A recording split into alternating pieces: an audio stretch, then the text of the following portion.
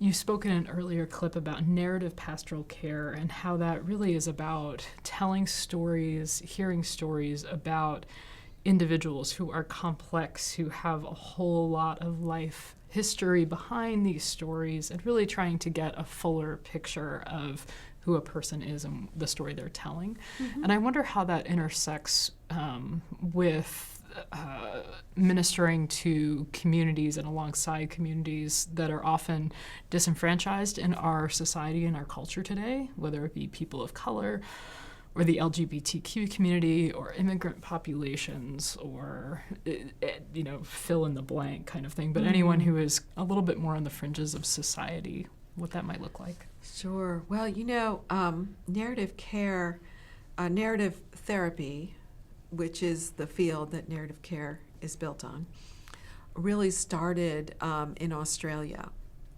And a guy named Michael White was a very important founder of the field, along with David Epstein. Early on, Aboriginal communities in Australia started using this work.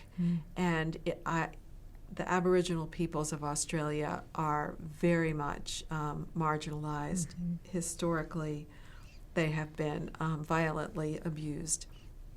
And even now, they often occupy somewhat lower social status.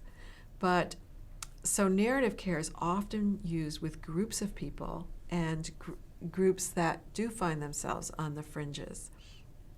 And the wisdom that's come out of that is that as people, again, tell their stories and tell their stories to each other, there's a shared experience and wisdom that they have and expertise, in how to cope with the oppression, really, that they have experienced and may still be experiencing. And so what we want to try to do is create opportunities for people to tell their stories and elucidate that kind of insider knowledge that they have. And so just like, there's a support group movement so that people in various groups want to meet together without outsiders present so that they can talk and say how it really is. That's one way of challenging the stereotypes and the harmful isms that are out there. But even more broadly, narrative pastoral care can talk about like racism directly. We can talk about heterosexism and what it does to people. And along with that, I think what people find is that narrative gives you the tools to fight the internalized ism, right? Yeah. So if you're able to tell your story in a rich and full way that is not limited by what the culture says about your group, there's much more to you. And you start to really recognize that racism is a lie. And when you know that and really know that, there is a breakthrough.